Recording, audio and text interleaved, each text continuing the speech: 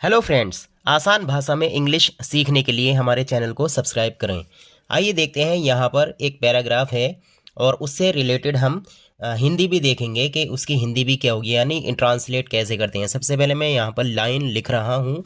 I am a student of class 10th। यहाँ पर ये मैंने एक सेंटेंस लिखा, I am a student of class 10th।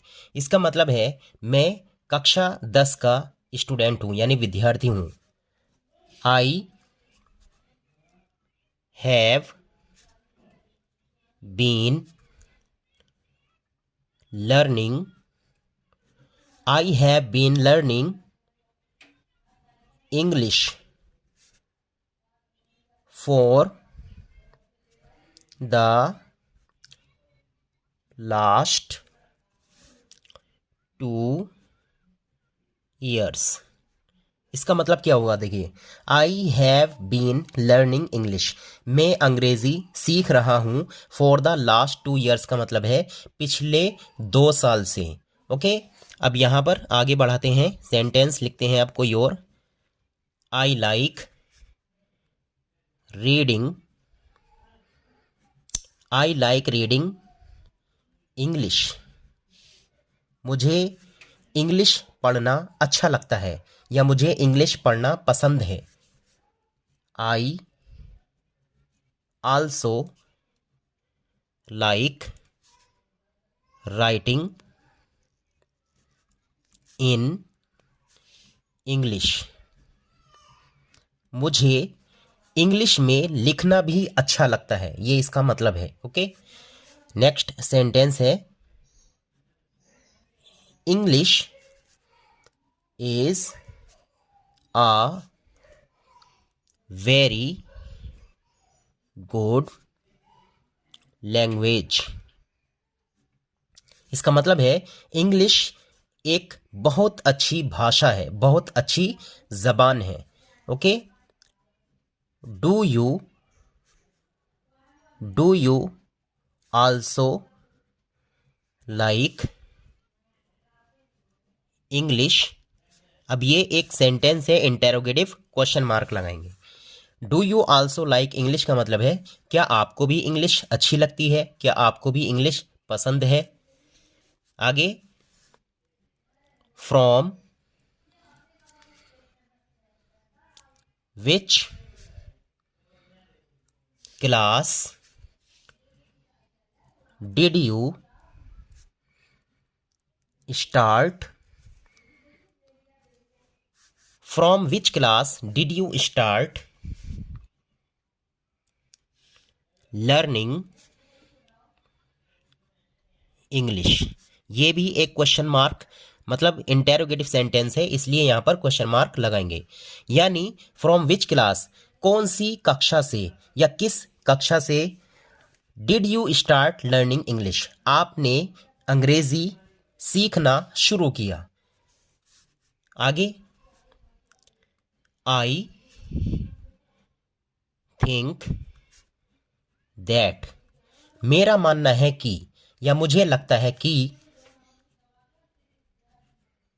English is still needed in villages. Okay, यानी मेरा मानना है कि अंग्रेजी की अब गांव में भी ज़रूरत है, गांवों में भी अंग्रेजी की आवश्यकता है, ये इसका मीनिंग है। ओके, आगे, इन फ्यूचर, इन फ्यूचर का मतलब है भविष्य में, यानी आने वाले टाइम में। इन फ्यूचर आल्सो मतलब आने वाले टाइम में भी इंग्लिश विल बी नीडेड, यानी अंग्रेजी की ज़रूरत होगी, अंग्रेजी की आवश्यकता होगी इन आवर विलेजेस, यानी हमारे गांव में भी। ओके, मतलब जितने भी हमारे गांव हैं सभी में आने वाले वक्त में भी अंग्रेजी की ज़रूरत होगी। अब देखते हैं दूसरा पैराग्राफ। यहां पर किसी का भी मैं नाम लिख लेता हूं, जैसे mister Sharma. Mister Sharma was an able teacher. इसका मतलब क्या हुआ कि मिस्टर शर्मा जो हैं एक योग्य या लायक अध्यापक थे। ओके, आगे। Many students came to learn English from him. Okay, यहां पर इस सेंटेंस का क्या मतलब होगा? Many students came to learn, कई सारे विद्यार्थी सीखने के लिए आते थे। क्या सीखने के लिए? इंग्लिश। कई सारे विद्यार्थी इंग्लिश सीखने के लिए आते थे। फ्रॉम हिम का मतलब है उनसे। Okay, a boy also came to him to learn English. एक लड़का भी उनसे इंग्लिश सीखने आता था। तो इस तरह से फ्रेंड्स हम यहाँ पर इंग्लिश की हिंदी कर लेते हैं, यानी ट्रांसलेट कर लेते हैं। अब देखते हैं कुछ सेंटेंसेस ईश्वर चंद्र विद्यासागर के बारे में। ईश्वर चंद्र विद्यासागर एक महान अध्यापक थे। यहाँ पर लिखता हूं मैं, ईश्वर चंद्र विद्यासागर। ओके, ये हो गया उनका नाम। वाज अ ग्रेट टीचर, ये ए है यहां पर। Ishwar Chandra Vidyasagar was a great teacher, यानी वो एक महान अध्यापक थे। Several students came to learn many things from him. Okay, इसका मतलब क्या हुआ कि कई सारे विद्यार्थी उनके पास बहुत सारी चीजें या कई सारी चीजें सीखने के लिए आते थे।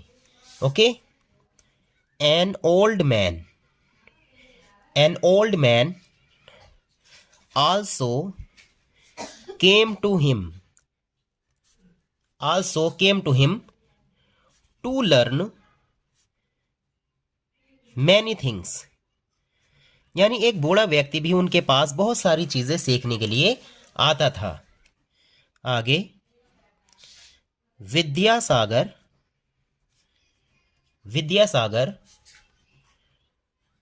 promised टू टीच हिम, यानी विद्यासागर ने उनको पढ़ाने के लिए, उनको सिखाने के लिए उनसे वादा किया। बट मीन्स लेकिन the old man found grammar difficult, लेकिन उस बूढ़े व्यक्ति को क्या चीज भारी लगती थी? ग्रामर। ओके, यानी ग्रामर उनको भारी लगती थी, व्याकरण। Vidyasagar wrote a book on grammar for the benefit of such students. Okay, यानी विद्यासागर ने ऐसे विद्यार्थियों की परेशानी दूर करने के लिए ग्रामर पर एक किताब लिखी। Okay, this book is taught throughout